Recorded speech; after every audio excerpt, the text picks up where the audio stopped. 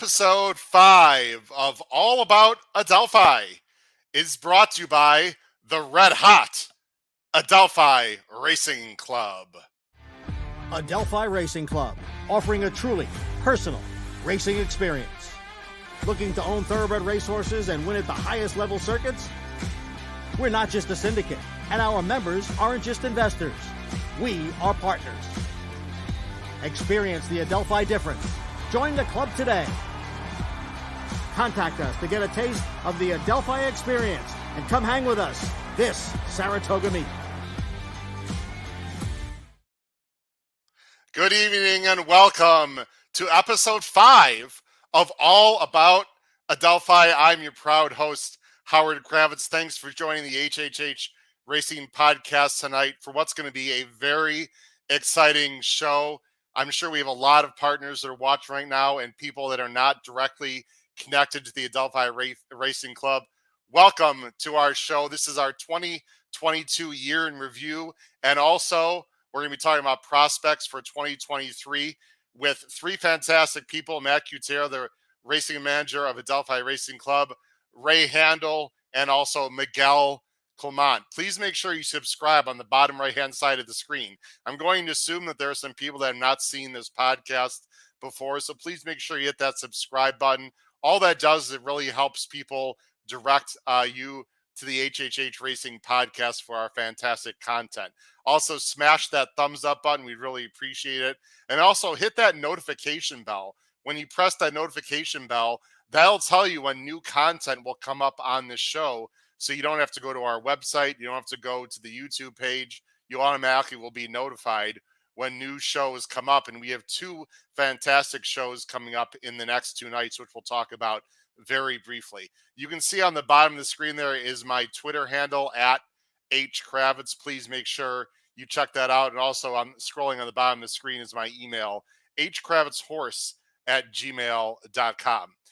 You can also listen to the HHH Racing Podcast and this Adelphi, All About Adelphi show, and all the previous 4 shows as well on our listening platforms, Apple Podcasts, Spotify, and Anchor. Very quickly, we have Power Picks. If you're not familiar, look below the video player. It's a very inexpensive tip sheet. It's been absolutely on fire. Please consider subscribing to that. It's only $4 a month. You'll hit a bunch of bets, and then you can buy some more horses with Matt Cutair and Adelphi Racing Club. So check out our Power Picks information below the video player. And then we also have a great website, hhhracingpodcast.com. All right. So without further ado, we got a few people that, of course, we want to bring on. The first person we're going to bring on to talk about All About Adelphi episode 5 in the year in review is, of course, the managing partner of Adelphi Racing Club. This guy does a fantastic job with your horses, with my horses. As I think a lot of people, yours truly is also a partner of Adelphi Racing Club. I have many horses with Adelphi in fractional ownerships, some larger percents, some smaller percents. And it's very fair for me to say that I can call this gentleman we're about to bring on the screen a good friend now. We've had many great conversations about horses and other things, and he's going to kick off the show with us. So without further ado, from the palatial estate in the New York area, let's bring on the managing partner of Adelphi Racing, Mr. Matt Cutair. Matt, how you doing tonight, sir? Hey, what's up, Howard? I don't know about palatial. I have my I have books for my wife and my son that make me look smarter than I am behind me. It's just all all a show. Well, the way the partnership is going, I'd say you've been pretty damn smart lately. Matt, we got a lot of things to talk about. We know we have Ray Handal backstage. Let's just jump right in. First of all, Happy New Year to you. Happy New Year to all the partners. We got a lot of people that are going to be listening and watching. If you are watching the show live right now, especially if you're a partner of Adelphi Racing Club, go to the YouTube channel and please comment on the right side of the screen. You comment in the chat. We already have 2 people. We got Christine Race, who Matt is a big fan of this show. She's not a partner of Adelphi, but she's a big fan of the show. Hopefully we'll get some more partners also tonight. Roshan, Happy New Year. Thanks for listening to the show.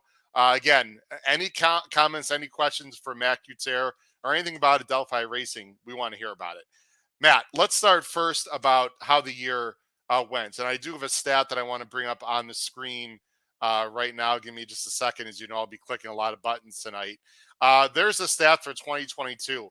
Matt, the best year that you guys have ever had or we've ever had, 32 starts, 22% win percentage, 69% in the money. You can see the earnings. And what can you say? A picture tells 1,000 words, Matt. Yeah, no, I mean, we had a really good year. And I was going back and I was looking at, everything earlier, and I thought about it, and I went back and I checked. The thing I'm probably most proud about is something that's actually not even shown on the screen here, but it's sort of encapsulated within these numbers, which is, we didn't run a horse for a claiming tag until we ran Drink the Wind. I guess that would have been December 29th. Wow. We didn't run a horse for a tag after the 1st of January of last year. So from the 2nd of January of last year until the last race that we ran in the year, which was Drink the Wind's 40,000 non-winners at 2, we didn't drop a horse in for the tag. Pretty much every horse that we ran that won went up in class, protected.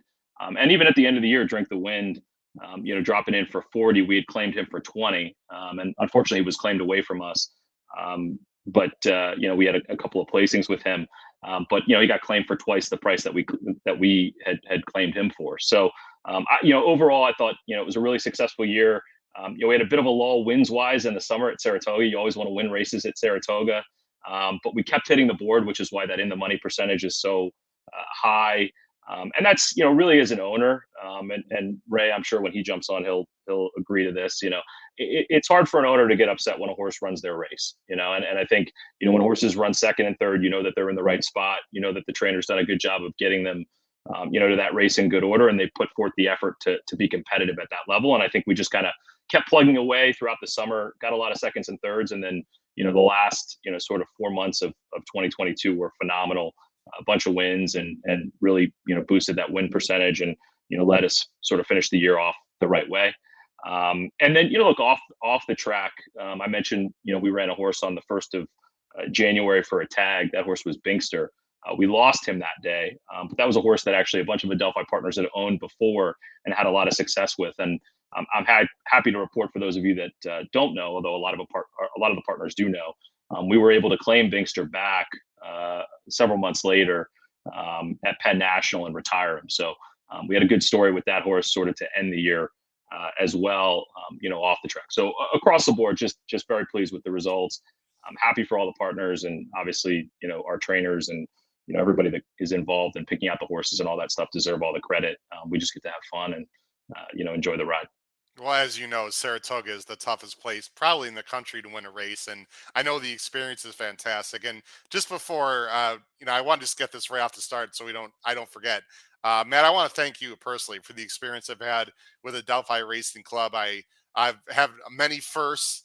First win as a partial owner, first time at a Triple Crown race last summer at Belmont. I look forward to going back to the Belmont again for the 50th anniversary of Secretariat, by the way, coming up this summer, and just all the communication that Adelphi brings to us. We know that you work very hard, Matt, and so my experience has been fantastic, irregardless of how my horses have done, and some of them have done well, and some of them are going to be racing soon. But I just want to thank you personally, Matt, as I'm sure a lot of partners do, for all the work you do.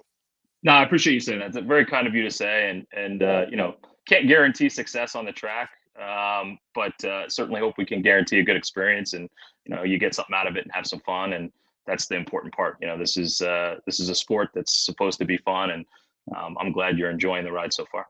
Well, speaking of enjoying the ride, let's talk about the stable star. This young lady, not so young now, she's 4. Funny how I'm going to show the replay of, or sort of into the stretcher, Matt, of her most recent win. If you just give me a second, I'm going to cue it up. It's not going to be, we don't want to have any sound right now. Matt, you can talk about it. And after the race, I'll show Funny How's PPs as well.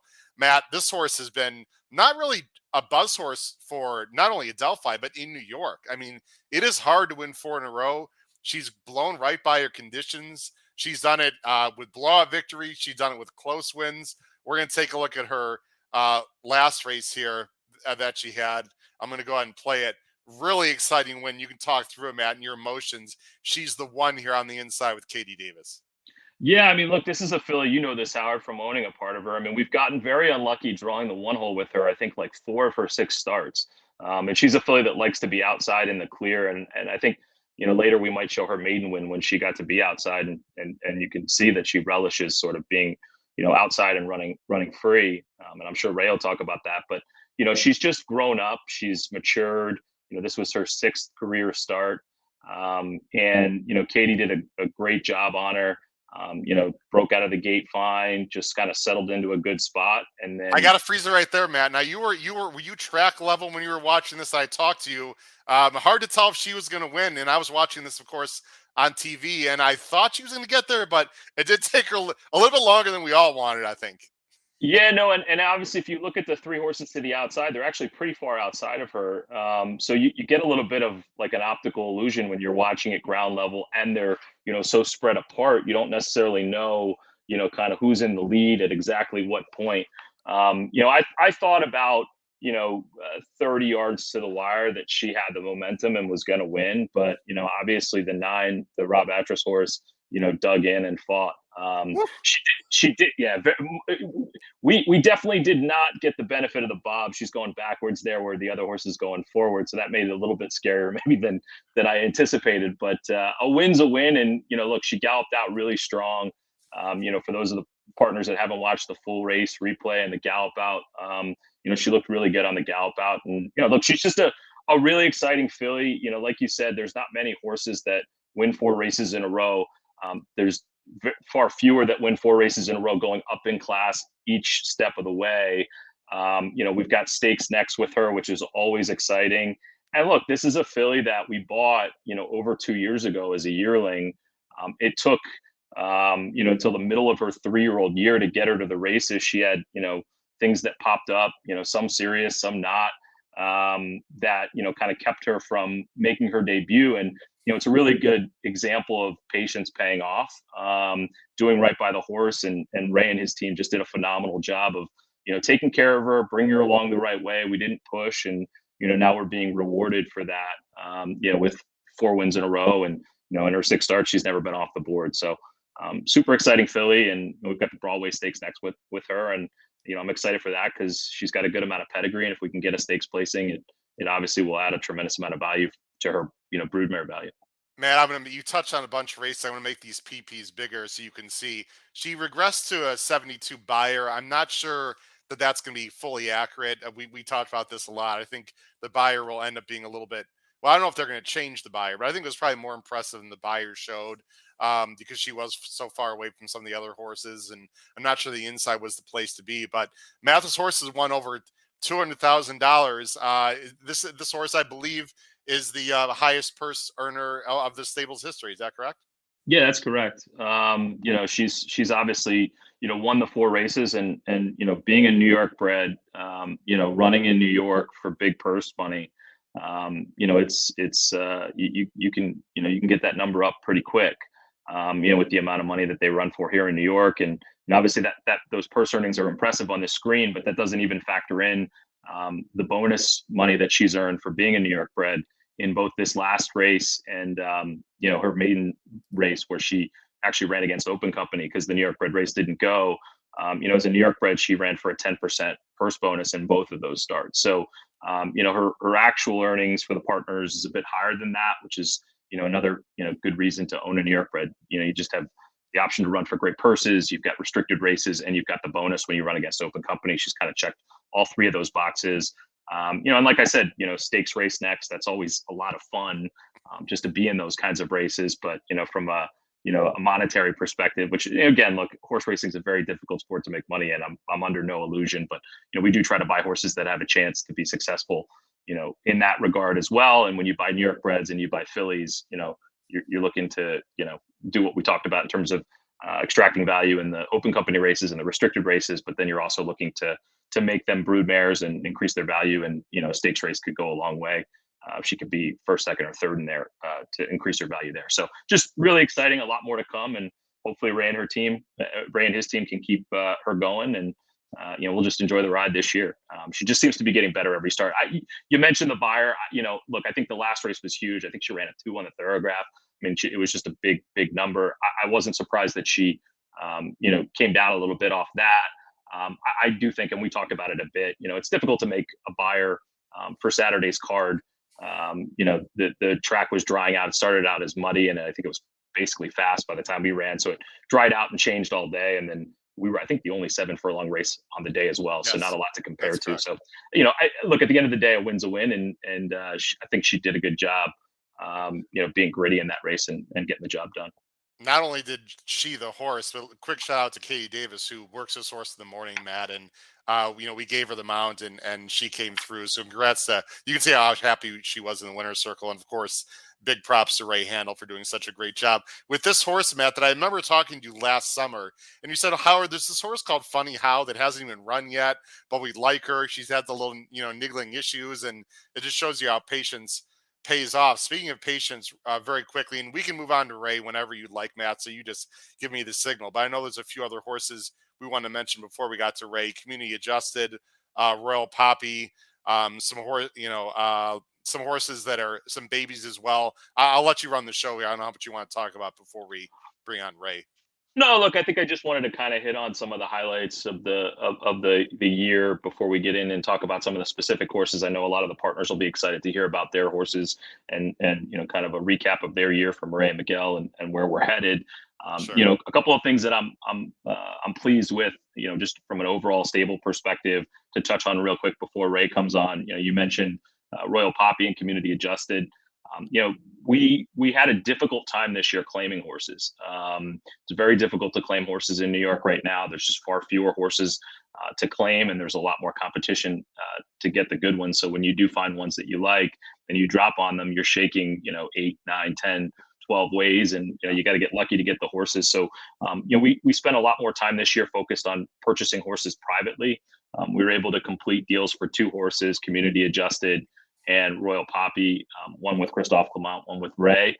And, both of those horses won first off the private purchase. So I'm really happy about that. I think, the team did a good job of trying to find the right horses that were sitting on the right conditions, that we could, capitalize on with quickly.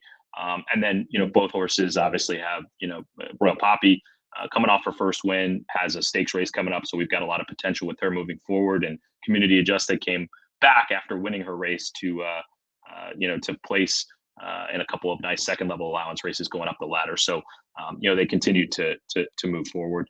I'm also really excited about the yearling class, and we'll talk about some of the yearlings with Ray and Miguel as well. Very difficult yearling market to buy in.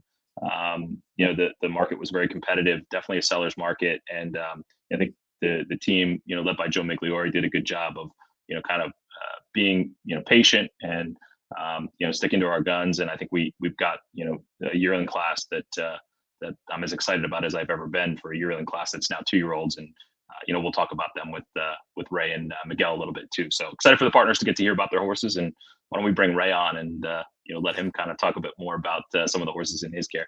Yeah, let's do that. And if you see me looking to the right here, folks, I got another screen where I'm bringing up replays. So bear with me. I don't have, I'm the producer, the editor, the whole thing. All right. He's been waiting very patient. Let's bring him on backstage. We are very happy to have on live tonight one of the trainers for the Adelphi Racing Club. He's had a fantastic 2022 and off to a good start in 2023. Let's bring on right now, Ray Handal. Ray, how you doing tonight? What's going on, fellas? Happy to be here. Congratulations on all your successes, Ray. Really happy to have you. Guys, let's talk about Funny How first. And Matt, I've got the debut replay brought up. Ray, can you just briefly talk about the progression of Funny How since you've been working with her? And just, again, we talked about before that patience really pays off. And I know you're not only an excellent trainer, but a great horseman as well. And obviously the patience that we've showed with Funny How has really paid off, especially the last 4 victories. Yeah, well, it started all from the beginning, just having an open dialogue with Matt and, and the rest of the partners being able to just kind of relay information and not being so much judged off of, how things may have been handled sometimes or what might have happened. Just sometimes horses have things that go on and they need to be addressed. And, it's kind of a little bit of a uphill battle at the beginning with her. She had a minor setback at the farm and we gave her the time and brought her back. and she had a sinus infection when she was just before she was about to come into us in the beginning, and we let that resolve itself. But as far as showing promise from the beginning, after her first workout, we had pretty high expectations from her. She showed us a lot of talent in the morning. I actually had Trevor come in and breeze her either her second or her third half mile, and he was pretty impressed with her. First time I think we went like a 48 with a hammer lock on, and we kind of thought at that point that we might have something pretty special. And like Matt said, just every race she's gotten better and she's shown progression. She faced a lot of adversity in her first race, breaking from the inside and taking kickback and still being able to come on and make a run at the end. And, I think she's just getting better every start. And I think she'll continue to improve. And this was Matt Eltherman was 7-1 to win her, to break her maiden as well, right? Yeah, I know. We got lucky there off the first two races, and the fact that we had to run against Open Company, which was, to Ray's credit, a really good call. You sometimes in this game have to audible quick, and races that you're pointing to that you expect to go don't go, and then you've got to make the right decision on what you do there. Do you wait? Do you find another spot? And Ray, I think to his credit, found the open maiden special weight race, which had some good horses in it, but was a bit light in terms of the numbers. So it actually ended up being, I think, a pretty good spot for us. But we ended up going off at 7-1, as you say, Howard. So the partners got to cash a little bit as well. So it was double the fun. For sure. Yeah, she's got a big future. We're all very excited about her. Let's move on to O'Donna, Matt and Ray. O'Donna broke won at the Meadowlands, on the 21st. We're going to show that replay. Ray, can you talk a little bit about O'Donna? Yeah, we bought her at the 2-year-old in training sales last year. I was really high on her. Actually, I think I bought her and we kind of partnered up after the sale because I was pretty high on her. She had a little bit of a. She just, even right there, you can see she breaks it always a tick slow, and that kind of cost her in her first two dirt races. And she's able to recover well this day, and got the job done. She's pretty versatile. I think she still could be a pretty good horse on the dirt as well. We were exploring our options because Bachero kind of goes both ways. Well, he went both ways himself on the track, so we figured it was kind of getting late in the year. There's no more restricted maiden special weights. And we thought that this Meadowlands race would be a little bit softer and we'd be able to get the job done, and everything worked out. And Matt, it's not easy to close the Meadowlands, doing this distance. So, and she was, challenged here, and it looked like maybe the horse in between was going to get there, but a very game win. You like to see that fight in a horse, don't you? Yeah, this was my my heart attack race of the year. I getting up to win that race. I mean, that was you got four horses running across the track, and it was exciting. That she was able to close there. That was your heart attack race. Yes. What about the other day? Well, I said I was, but I don't know. I kind of thought we were winning that race. Maybe I was falsely thinking that we were further ahead than we were based on the angle that I had. I do remember being very nervous up until the last couple jumps in the Meadowlands race, just thinking that she wasn't going to get there. So totally, I agree.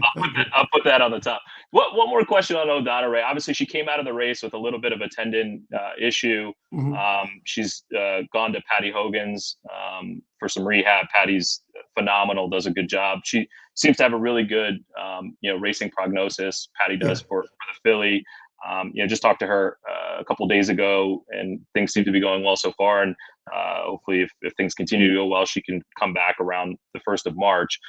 You've had other horses that have come back from tendon issues. Maybe just talk a little bit about how you approach training them.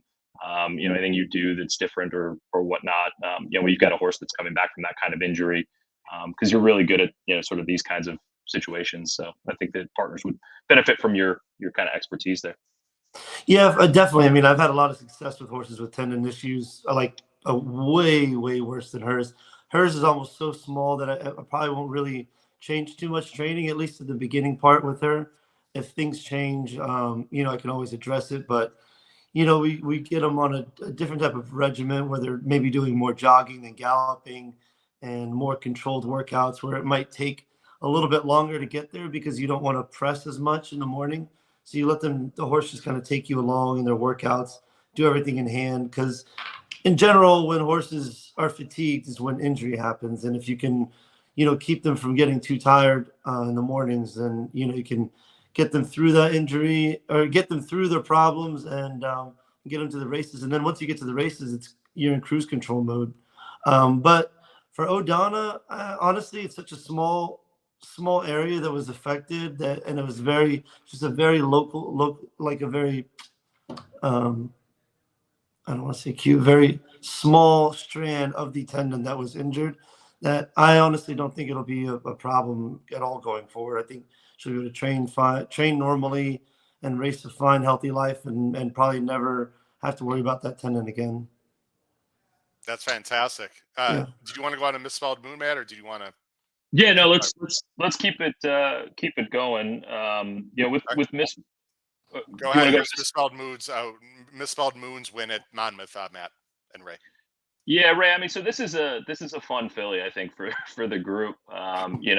Obviously, we had she's a filly. For those of you that don't know, that we debuted at Saratoga, and she actually just refused to break from the gate. She had turned her head, and we still give Ray a hard time about that to this day. But should have been declared a non-starter. Just saying. The ironic thing about it is she didn't run that first race, but she's pretty much she's probably the most honest horse in the barn since then, in terms of she kind of always comes out and always runs hard and runs her race. She doesn't always get there, but she's got a lot of seconds and thirds, and then obviously she has this win at Monmouth. I think one of the things we kind of learned with her throughout the year was that shorter was better. And so in New York, obviously at Aqueduct and, Belmont, you're running 6 furlongs plus. At Saratoga, you get to run 5.5. But, this maiden special weight win at the end of June, we were kind of, in between, deciding whether we should run her again at Belmont and then, run her at Saratoga, or if we would ship her out of town and get a little bit shorter at Meadowlands. You elected to go to Meadowlands. Maybe just sort of talk about, why you did that and what you thought about that race, and then, kind of for the rest of her season from there. Yeah, like you said, she's super honest. Aside from Funny House, she's probably our most consistent horse that we have in training. She's got a lot of speed. She breaks for as quirky and as goofy as she is before the races. She always breaks out of there, comes out running, shows her speed, and she kind of keeps going until she can't anymore. Yeah, we took a shot with her. She was kind of maybe getting closer to the end, and we wanted to give her one more shot before grass was wrapped up, and she kind of ran a little bit of a clunker, but that happens. But she's shown us that when you give her the time, you give her the winter off, she's going to come back and fire some good races. So, my mindset for her campaign would be something like we try Aqueduct, try the 6 furlongs a couple times. I guess we are. I was going to say we're going back to Belmont in the spring. So probably when the springtime rolls around, if she hasn't knocked out the starter condition, we can try it. They have the same condition down at Monmouth. It's for a little bit less money, but they write 5.8 and 5.5, and I just think she's super effective. She's shown she could win on that turf course. She's shown she can ship and win, and then maybe visit it a Saratoga start since they go 5.5 there. Kind of readdress it once we go back to there, and then at the end of the season we'll be back at Aqueduct, so we'll have some options. Man, we got a great question. I'm sorry to interrupt you, man. We got a great question from Jim Pillars. I don't know if this is really a question for Matt or Ray. I'm chuckling because when you read the question, you'll understand. This is from Jim Pillars from Buffalo. Out of curiosity, how are jockey assignments made? Is that strictly a trainer decision or a partner decision? Maybe Ray would like it to be a trainer decision, but I know it's pretty much a conglomerate of those two. And just to both, Jim Pillars is a great viewer of this show. He is not an Adelphi partner, but he lives in Buffalo, guys. So I'm sure he's excited about his Buffalo Bills. Either one of you want to attack that question? You want to go for it, Ray? Yeah, no, I think, myself personally in general, Matt's obviously been there for all the races that we're in, or a majority of them. I don't really have a whole lot to say to the jocks. I might tell them that the horse has some kind of antics and bad habits or something that I see maybe in the form or the way the track's playing, and kind of just talk it out a little bit. But I'm not a guy that's like, all right, you got to break, you got to take a hold, sit off this horse and that horse. These guys, especially here in New York, you're dealing with the pinnacle of racing, and it's the pinnacle jocks. and horses. So, just like Matt lets lets me train the horses. We have a discussion about things as far as training goes. Same thing with the jock instructions. We talk it out. We'll have some kind of idea, and we'll all talk together briefly in the paddock. But for the most part, we kind of just let them do their thing and just let them know what kind of habits the horse might have. Well, Matt, the bigger question is, before you have that discussion, how is it decided through Adelphi who's going to ride these horses? Yeah, I mean, look, I think I would say probably 95% of the time we just defer to Ray or other trainers, with whoever they want to ride on the horse. And, we're blessed that the trainers that we use have really good relationships with certain jocks who do a great job. Dylan Davis is a good example, rides a ton of horses for Ray, rides a lot of our horses. And, I'm happy to have Dylan on any horse that we ever own and run. So, usually it's just kind of a default, no brainer, whatever Ray wants to do, in that regard goes. If it's a bit of an outside the box idea, or we're running in a particular race that is a little bit different, Ray's really good about sort of bringing it to me and saying, hey, what do you think about that? We had kind of a situation like that recently with Funny How, because Trevor McCarthy was her regular jock. He got hurt, I think, 2 days before her third start.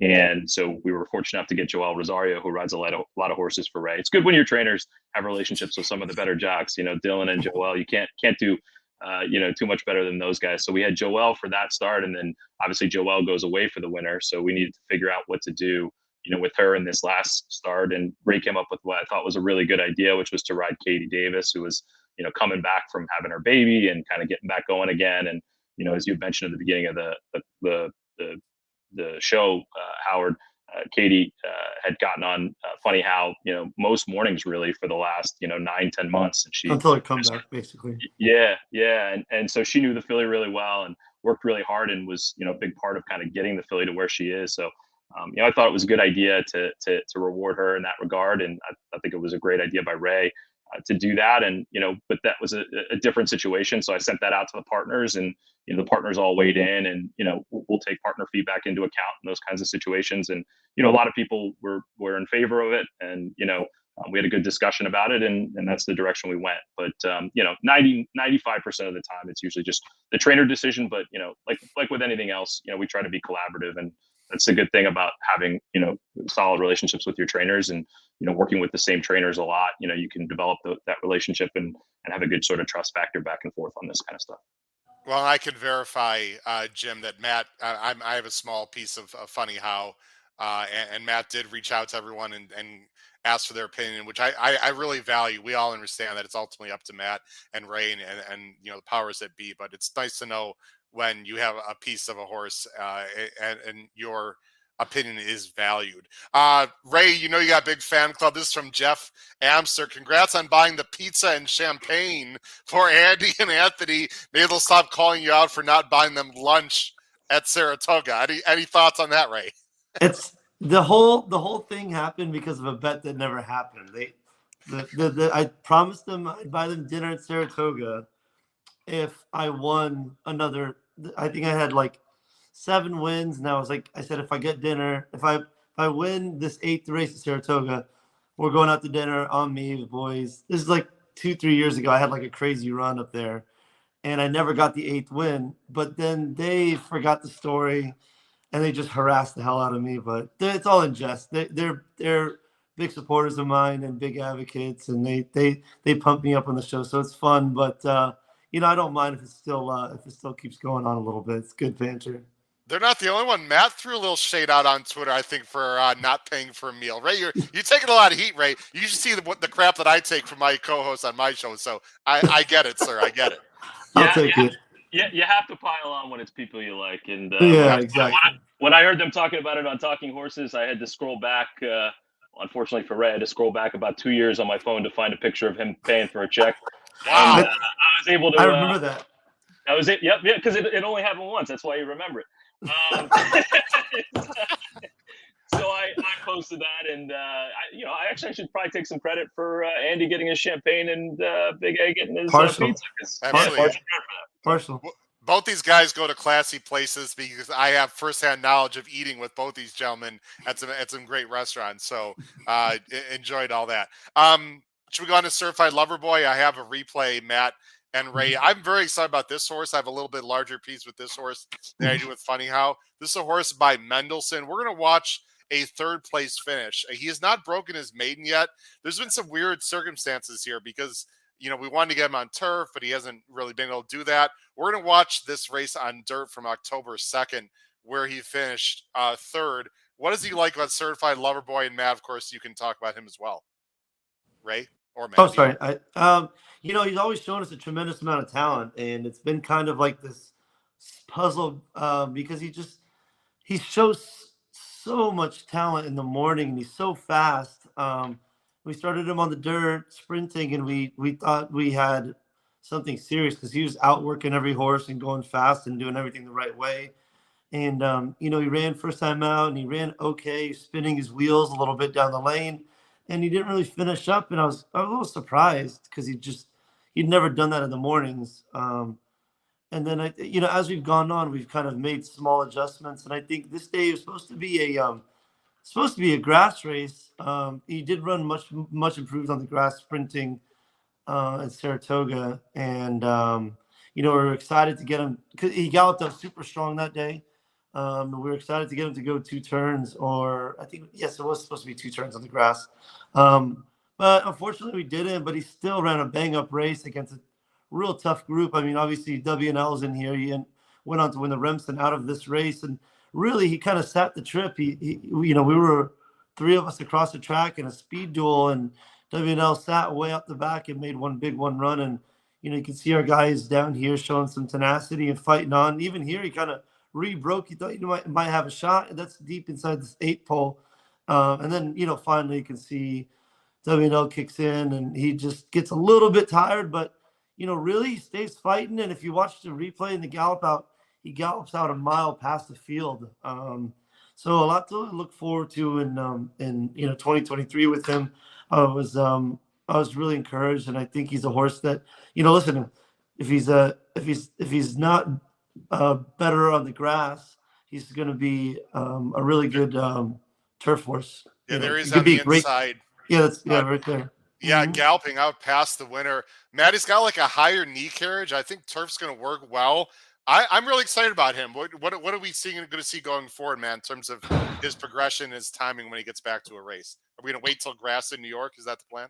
Yeah, I mean, so I don't want to speak for Ray, so obviously Ray jump in, but I think the plan with him is he'll come back into training around March 1, and then you'll get him back going, and hopefully by May he'll be ready for a race. I think the last we talked about it, Ray, you wanted to try him on turf again. Obviously, the race that we just watched, as you mentioned, came off the turf, and he did run good that day, but we still haven't had a chance to see him run long on the turf. So I think we still kind of want to see that. But I kind of echo Howard, your sentiments, and Ray's as well. I thought that was by far his best race, and to kind of be that close to the eventual Remsen winner, and he showed a lot of grit, I think, to fight back on the inside there with the speed duel and all that sort of stuff. So I think there's a lot to be excited about this horse, and we'll just have to see whether long on the grass is what he wants to do. It certainly doesn't seem like long on the dirt is a bad thing though off that last race either. As a high school math teacher, Ray, you don't have to be a genius to know that this is a good graph when you're talking about earnings, man. You had your best year ever in 2022, over 10 million in total earnings. Matt, I think we just want to throw kudos to this guy who, as we end the time with him here tonight, really just had a fantastic year, and the best is yet to come, I think, Matt, for this guy. Yeah, no, I mean, look, Ray, we've been together for a while, and each year is up and to the right, just kind of looking at the graph, and that's kind of how I felt in terms of the partnership with you, and we obviously appreciate what you do for the horses. We know the horses get really good care and individual attention and all that stuff.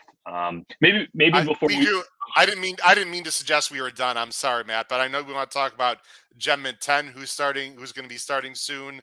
Salivo Spritz, who I personally have actually Gem Mint 10 as well, and then a hard spun yearling. Let's talk about those really quickly, and then we're going to end Ray's segment with a question and actually 2 short videos. Go ahead, Matt, on those other horses. Yeah, so I think we skipped a little bit over Royal Poppy, so maybe just talking about her. Oh, I'm sorry, we did. My bad. No worries. I just want to make sure we talk about her. Obviously, she's very exciting. We bought her privately before her last race. She was really impressive to break her maiden, kind of running away.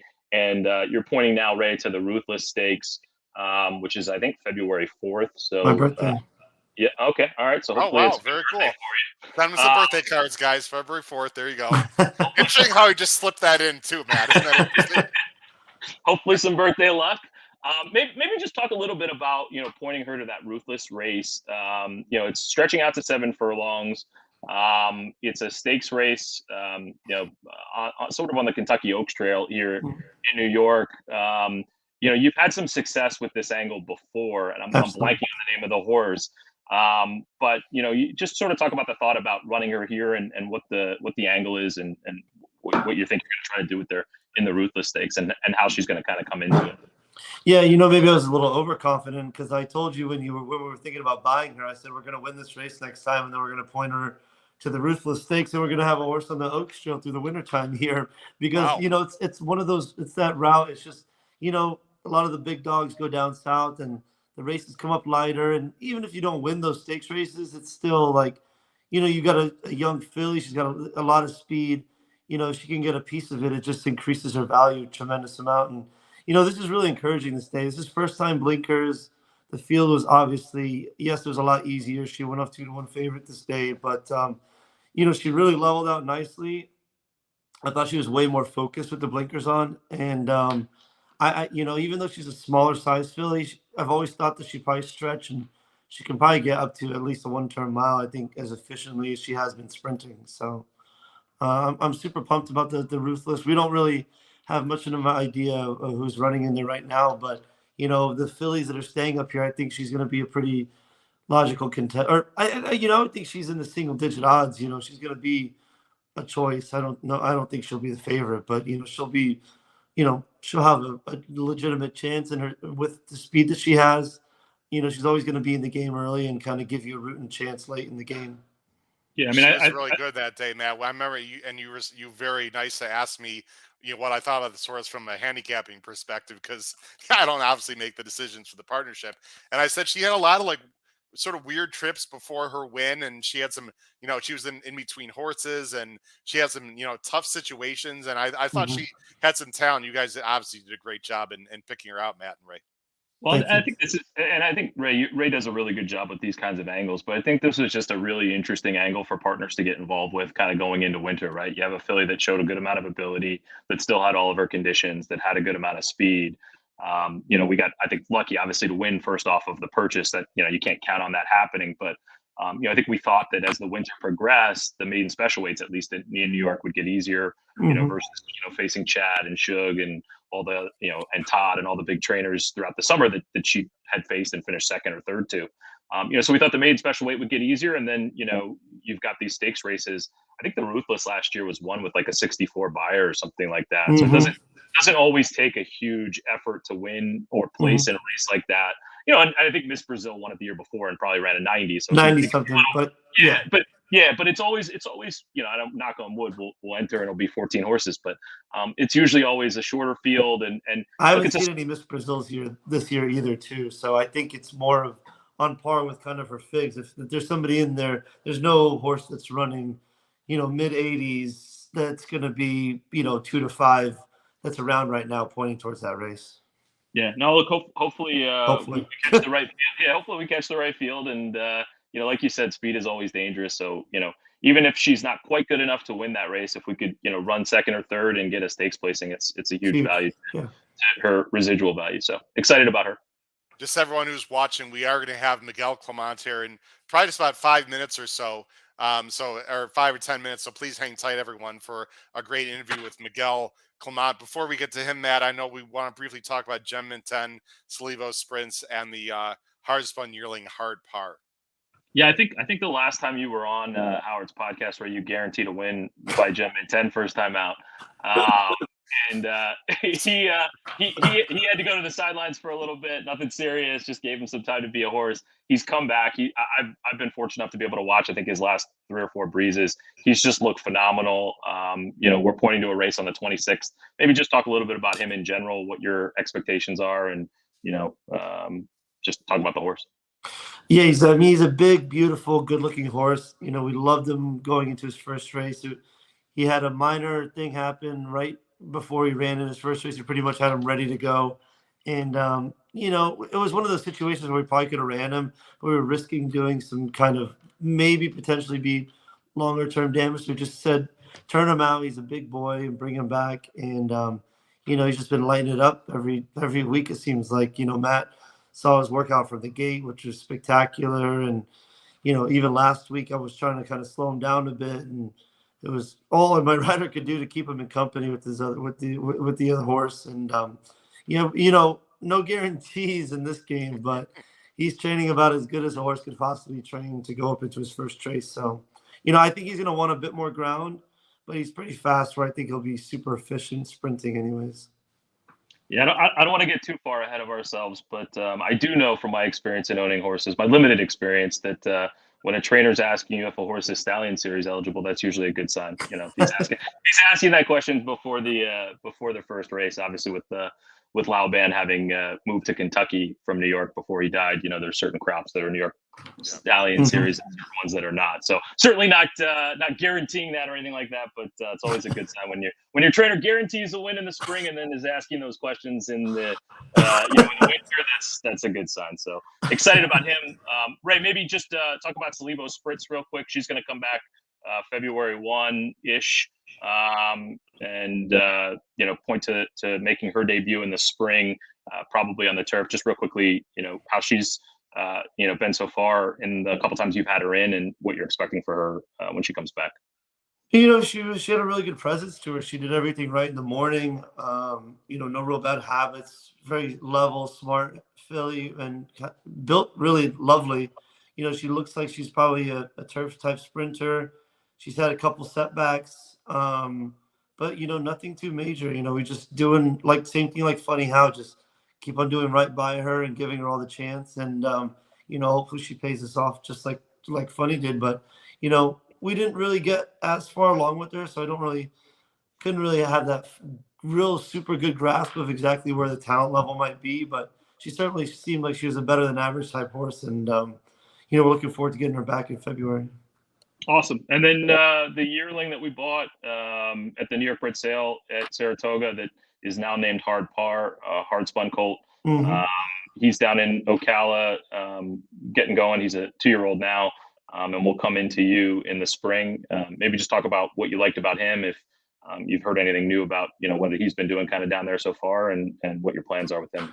I need to get up there. I've been, every time I come down here, I try and get up, but it's just we've been so busy at Palmettos that I haven't gotten a chance to go check on everybody. But, I speak with Raul Reyes, who does all the majority of the breaking pre-training for our yearlings and now 2-year-olds. And he's really encouraged by him, says he's a really strong colt. He doesn't take shit from anybody, and he's just kind of a bulldog and really goes about his business the right way. So, all the good things you want to see. Awesome. So, Ray, we got 2 quick things I want to show you. First of all, we had, and Matt, you haven't seen this video, by the way, Matt. We had Ray, myself, and the other 2 co-hosts, we had a 2023 New Year's predictions show. We were trying to New Year's resolutions and predictions for what might happen in 2023. And I wanted to show you, man, the confidence that I have in you and show you some love, because this is me very quick about a prediction that I have for 2023, and it involves you, Ray. I'm going to go with sound. Here's one of my predictions for 2023. Like that one. I have a quick, this is more of a wish. I don't think it's really going to happen. I would love to see it happen. Ray Handal will have a Breeders' Cup starter. I don't know how, I don't know why, I don't know. Hey, you never know.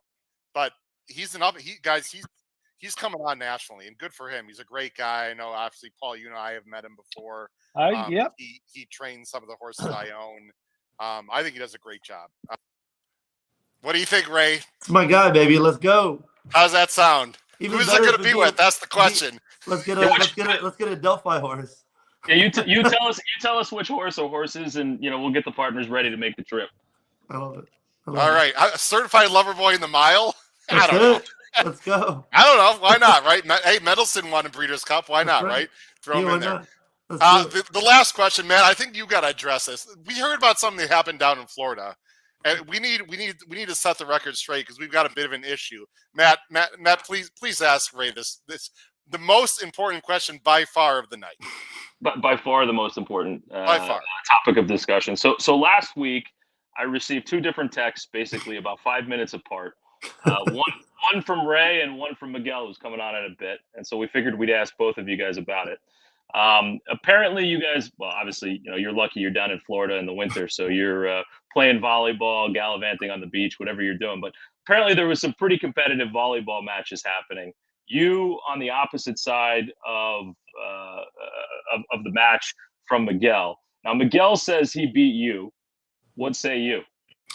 Let's just say Miguel's not carrying the French flag quite as far as his country did in the World Cup this year. Wow. He came up quite a bit amount shorter, but it was a good game. It was very competitive. We kept everybody thoroughly entertained with their trash talking through the entire time.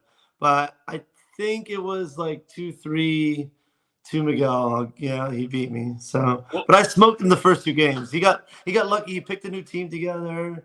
Typical. He was recruiting from other places, and he got a few dubs on me, but we were just rolling out with what we had. He does have the height advantage too, Howard, to be fair. He was outsourcing. I was just going with my buddies, and it wasn't as intense as Miguel was recruiting on the beach. He was bribing people. I saw him slip somebody a $20 bill. Wow. well, Ray, we weren't really sure who to trust about this volleyball game, so we asked Miguel. Here was Miguel's response about the volleyball game, Ray. There apparently was a volleyball match that we need to hear about. Miguel, Matt, either one of you want to tell the partners and viewers at home about this volleyball match that I just heard about tonight? Well, I don't know much about it other than the fact that it happened. And I was just saying to you before we obviously started recording that we're going to have both Ray and Miguel on here, and I guess they played volleyball against each other last week down in Florida. Lucky them, us folks freezing up here in New York and Chicago, respectively. But I put that to the side. I think we got to ask. Hopefully, we will have asked Ray prior to Miguel coming on. We got to ask Miguel what happened in the volleyball match. Who won, you or Ray Handal? No, that's an easy question. I wouldn't even have to admit it. I mean, just the 2 of us taking off our shirts, who do you think would win? I mean, I'm not being biased. I just watched maybe a little bit of too much of Deion Sanders on Netflix, so I'm on the motto. Some people just win no matter where they go. That's all I'm going to say. Right, so Miguel won, Matt. There you go. Miguel won. Do we have independent witnesses that we could, if we get conflicting reports from? Where's the video, Matt? I was hoping you'd bring the YouTube video. Where is it? What happened? Matt, I took a picture of how everyone looked. All right, without a shirt. I feel like it was self-explanatory who won. All right. I did see that picture. We won't share that, but I think there was a picture taken of you two. We won't share that either. Howard, I think we can share. Compare and contrast and we can do a poll. Which one of the 2 do you think probably won at volleyball? Oh, that's good. Yeah, let me look at my computer. I think I might have. No, I don't have the picture. Sorry. No. I will tell you what. If Miguel, if you're okay with me showing the picture that he took of you, and he's okay with showing the picture you took of him, maybe Howard, you could post them on your Twitter page after the podcast. If I get permission, I'd be happy to do it. But Miguel's got to say yes, and Ray's got to say yes. So no pressure.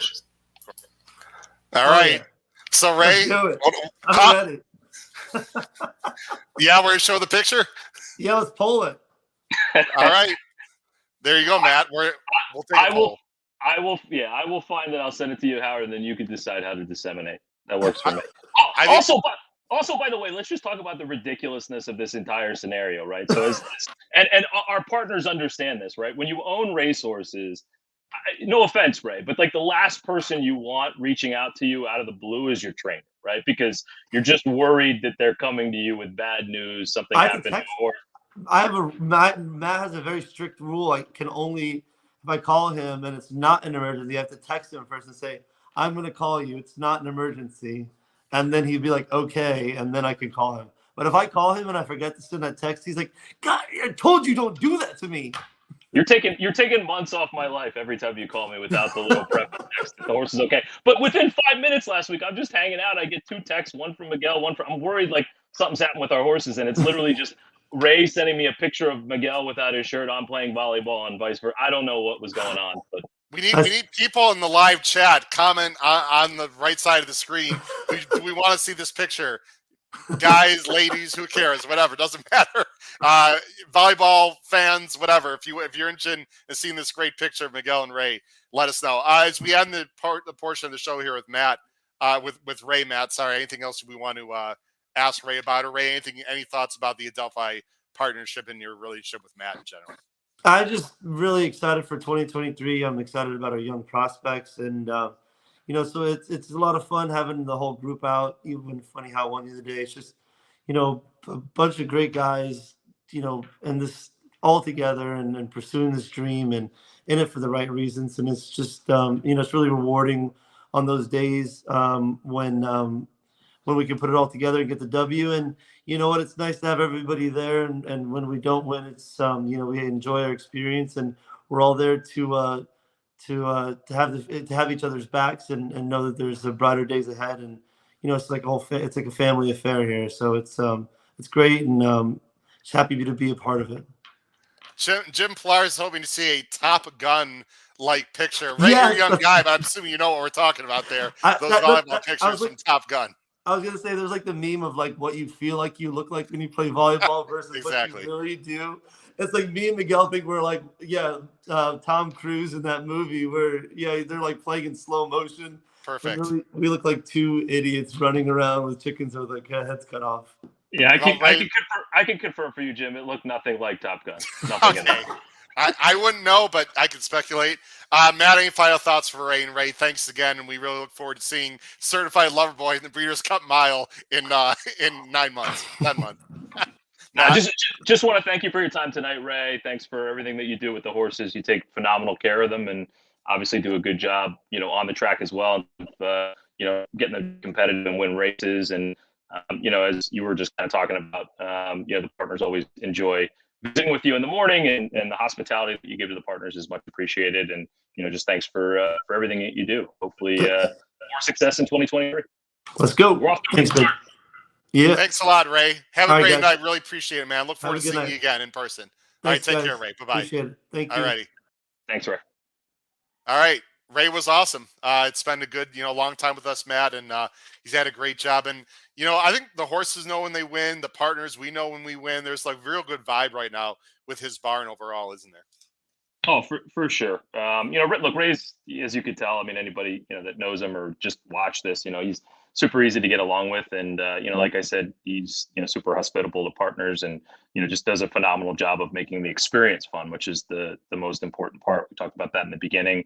But he's really coming into his own, as a trainer, and he's starting to get better horses now. And, last year I think was his best year yet, in a lot of ways. Obviously on earnings, you showed that chart earlier, but he's definitely, I think, a young trainer that's to be reckoned with, over the next 2, 3, 4 years here in New York. You're competing with the best trainers in the world. It's not easy, and he's held his own for a long time, and I think now he's kind of poised with the stock that he's getting, and just kind of maturing in his training to really make some noise. So I'm excited to see that. Hopefully it's with a couple of our horses, but we root for any horse that Ray runs. Absolutely. We're excited to see what he'll do in 2023 with the Adelphi horses. Now, here's what we're going to do, ladies and gentlemen out there. We have about a 30-minute, this is going to be perfect timing, Matt. We said about an hour and a half for the show. It'll be great. We have about a 30-minute video here of Miguel Clement. And I just want to make sure, just to be clear, this is a taped show. Miguel couldn't come on tonight, but we're very happy that he spent a good 30 minutes plus with Matt and myself taping. So this is a taped interview that we're going to show. Matt, here's what we're going to do. I'm going to show the first 30 minutes. I'm going to jump back on right when at a certain point, because then we're going to show a few minutes of some touts and some horses that he likes going forward in the next few weeks.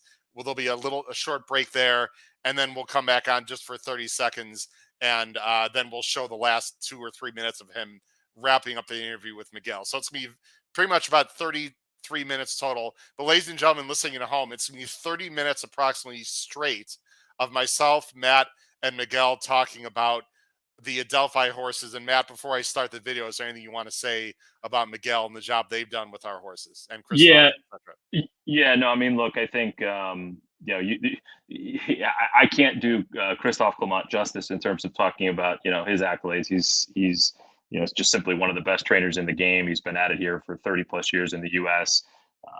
He's never had a single medication issue. The guy is just, he's a phenomenal trainer. He's patient with the horses. You see a lot of horses run, and we talked a little bit about this with Miguel. You see a lot of horses run at 4, 5, and 6 years old, because of how patient they are with horses when they're younger. They bring them along the right way. They, notice things earlier than other trainers might. They just do a very, very good job for a quote unquote big barn. The attention to detail is amazing. If you've never seen them train, I highly recommend you go watch them train in the morning. I mean, it's like I always call it like a symphony, and he's like a maestro. Christophe is conducting a symphony, and Miguel is a super sharp guy. I think he's picked up a ton from his dad, and he's got some really good ideas himself. He's very helpful, when we're even just looking for horses to buy and things like that, coming up with creative ideas. And that's actually why we recorded this, because he's in Kentucky right now for the Keeneland sale. So hopefully he's finding us a nice horse or two there, maybe. But no, look, I can't say better things about the Clements. They just do a really good job, and I'm happy to have our horses with them. And for those of you who aren't Adelphi partners, that maybe are more on the gambling or handicapping side here, I do highly recommend you hang around and listen to some of the horses that he touts that they're going to run over the next several weeks. I'll say I ask a lot of trainers questions about their horses, who's going to run good, who's not going to run good. He's consistently the best tout that there is.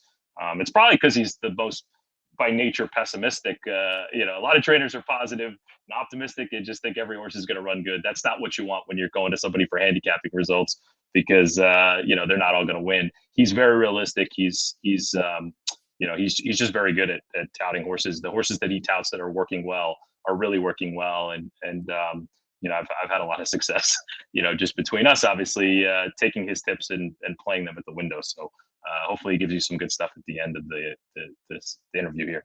Well, one of the horses that he touted that already ran did win. The Bated Breath filly on the turf did win. If you're a fan of Gulfstream Park, the 8 horse Breath Away, I believe is the name of the horse, won first time out. I think it paid $7 plus for the Clement Stable. So again, we're going to play this video. Matt, you and I are going to come back on screen approximately 9:33 Eastern Standard Time. We'll say a quick comment.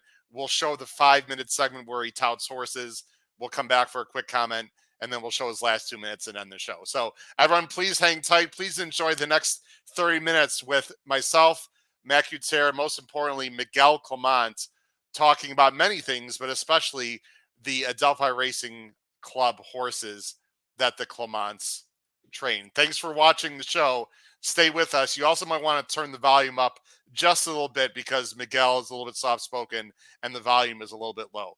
Enjoy the next half an hour, folks. Thank you very much. And now let's speak with one of the fantastic trainers for Adelphi Racing. We are very happy to have Mr. Miguel Clement with us tonight. Miguel, how you doing tonight? Very good. Thank you for having me on. Oh, absolutely. Miguel, you've been on quite a roll, not only for Adelphi, but, some other stables as well. Some great stakes wins that you've, had, Miss J. McKay, City Man. You got to be feeling real good about where the stable is at right now, especially your pace and strength. Yeah, no, it's fun, especially when this is usually our hibernation time of the year and they're running well, and it's exciting, which is usually not a time of the year that we usually have much action. So we're lucky. We're lucky, and the horses are doing well. Well, Matt, of course, we're very happy to have, a guy of the quality of Miguel and Christophe Clement, training some of the horses with the Adelphi. I want to touch on a few horses right off the start. Miguel, let's first talk about Community Adjusted. Matt, before we show the replay of his win in 2022 on June 17th, talk a little bit about the background with Community Adjusted, Matt, and then maybe Miguel can just piggyback off that. Yeah, no, this was obviously one of the the exciting purchases for Adelphi this year. One of 2 private purchases actually that we had on the year that won first out. So that's always a good thing. Miguel, you obviously trained the filly throughout her entire career, and we got her, I guess, sort of second off the layoff this year for our first start at Belmont, which I think is the replay you're going to show, Howard, which I guess we can watch as we talk. But just kind of curious, Miguel, about what you thought about that race. This is a filly that you'd always kind of explained to me was one that kind of needed to be up and near the pace, that she didn't have a huge turn of foot, but that she was a grinder that would kind of keep going. This was a 9 furlong race that day. And I thought kind of everything came together, in terms of the setup in this race. So just was kind of curious what your thoughts were at the time after she sort of finally broke through in that first level allowance condition in this race. Yeah, listen, we were the week before that race, we were unfortunately scratched from the running of the race. So the fact that we were able to redeem ourselves a week later was a blessing. She always has tactical speed for me, the filly. She's sitting in third there in the earlier stages. She's got tactical speed. She doesn't have the best turn of foot, but she stays. She grinds. I do think a bit further might be better for her. I think she's probably suited to more mile and quarter, mile 3/8 maybe, but she wants further than that. Even though it was a bit shorter in trip, she showed tactical speed and a good turn of foot. When right, she's fun, and not many fillies stay at that distance. So as a result, her stamina makes her more effective at this type of trip. And Matt, what were you thinking right here? Were you pretty confident right here, Matt? No, I thought we looked pretty good right here. I mean, Manny seemed pretty confident when he tipped her out. And, you talked a bit about her potentially being better going a little bit further, Miguel. And the gallop out here, I think, sort of got us all thinking, okay, maybe she could go a little bit further. The next time we ran her up in Saratoga, moving up in class in that second level allowance, you did run her at 11 furlongs. She ran a nice third that day. It was an oddly run race from a pace perspective. It was very slow early. But I'm just curious kind of what you thought after that. You mentioned probably her ideal distance maybe is somewhere in between where what she got at the Belmont race and what she got at the Saratoga race. Do you still think that that's the case, that a mile and a quarter is kind of really what she wants? Or do you think that, we can look for races at a mile and 3/8, that kind of distance in 2023 potentially? Yeah, the it's not so much what distance suits us. It's what's written at the moment. So anything you have a mile and 1/8 or more is what race you have to aim her to. You don't have the option of saying I want to run her a mile and a half, mile 3/8, or mile and a quarter. It's really wherever she's based, whatever distance to write the race at, is what you're gonna have to partake in. If you run her a mile and a half, you want it to be firm or on a quicker turf course. Because I am a little bit suspect she wants to go far. And if she goes a mile and 1/8, you probably want a little bit of cut in the ground and something to make it more endurance like. She's really in between that. She's versatile in the sense that she wants to go long. How long? It varies. If you believe in numbers, it's tough to tell because her race that she ran so well at Saratoga on mile 3/8 first race. I thought it was actually quite a good strong race if you believe in ratings. And then even her mile and 1/8 race, for instance, the one that she won at Belmont, she beat an okay filly. The stablemate who was second, who was the favorite. She was a good filly, that filly called Lara. So anything between a mile and 1/8 to a mile and a half, if she's doing well, you have to go for it. Unfortunately, in the States, you don't have the luxury of picking which one to go for. Anything you have in that circuit or in that range, you just have to go for it. Matt, I'm absolutely shocked that there was a slow-paced turf race in New York, but that was a great job there to keep, community adjusted up close, because we've seen so many times horses walk the dog there. Just as a handicapper, that's something that we pay attention to, and it's nice to have a distance turf horse that can show some tactical speed, because that's crucial in some of these races. And Miguel, after that, we ran her at Colonial. She went back down to a mile and 1/8 in that race, and she ran a nice second. So to your point, clearly she's able to compete, sort of in all those distances in between a mile and 1/8 and a mile and 3/8. After that, though, we kind of had a frustrating fall with her, which is really not something particular to her, but I thought might be interesting to kind of get your take on sort of fall turf racing in general in the Northeast and the Mid-Atlantic.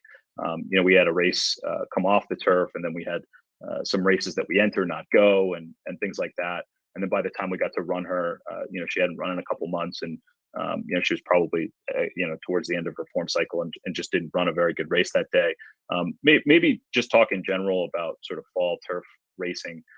We have a few turf horses in our stable, and it's always just interesting to kind of hear trainers' perspectives on how you got to be thinking about things as you get post Saratoga. And into the fall in the Northeast with turf horses. Yeah, so last year was a bit different than normal. We didn't run at Belmont. Usually Belmont takes 2 months of turf racing, and then he moves to Aqueduct. And because we moved straight to Aqueduct, and they know they're going to race at Aqueduct for the next, it's the winter time, they're very cautious with using the turf course, and it wasn't obvious. It made the turf racing a bit Aqueduct more complicated. distances were not always ideal for us. And in hindsight, I think I thought the stable did a good job. We shipped horses run at, Woodbine last year, Colonial, Kentucky. We ran a lot of Kentucky Downs. I think for next year, because we're going to be in the same predicament with no Belmont Fall, we need to be more creative about thinking about where we're running these turf horses, I say in the fall especially. So I think you do need to consider Prescott. You do need to consider Turfway. We need to consider more Woodbine because it's not that far from Saratoga, a trip to Woodbine. And we need to be more creative. If you want to be able to run your turf horses in the fall, you need to go for any opportunity you have because it's not always guaranteed.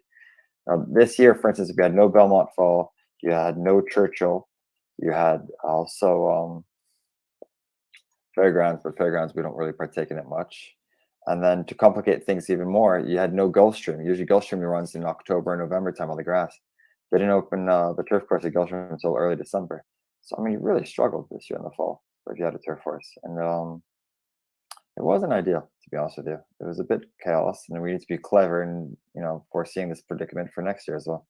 No, it's an interesting learning, obviously, and something I guess we're going to have to think about in the summer, as we kind of have turf horses, in the stable, for next year, for this year, I guess I should say at this point. Just turning the page a little bit, from community adjusted to a couple of the other horses. Splashy was another horse we ran this year. You guys are really familiar with Splashy's family.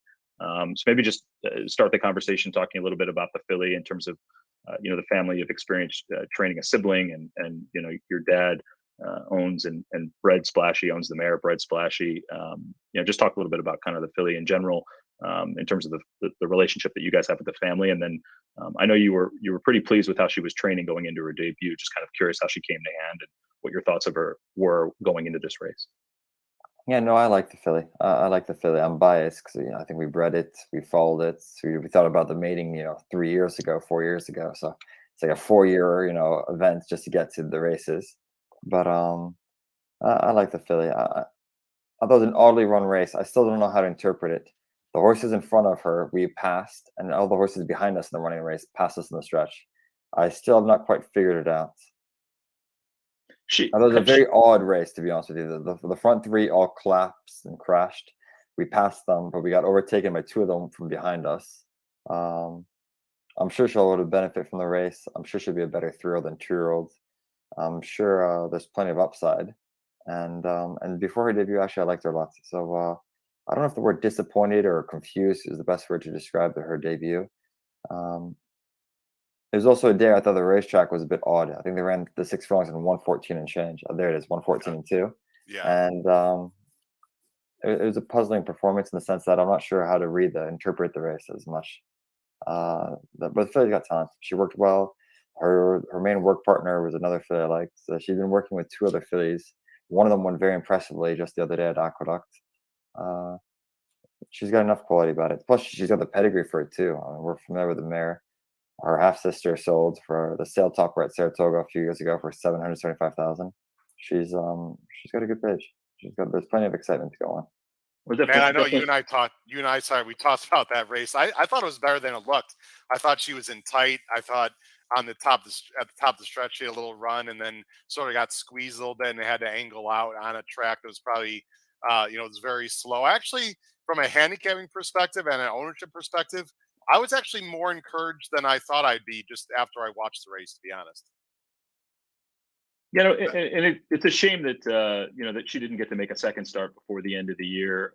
Obviously Miguel, she came up with a little swelling in the front right pastern, I guess below the ankle or whatever, and we've shipped her down to Kinsman, and she's getting some time off, and then she's going to get rescanned, I think, the middle of this month, and hopefully come back. Just kind of curious what you think the plan with her would be for this year. How you bring a filly like that back, earlier in their 3-year-old year. Do you treat them differently than an older horse?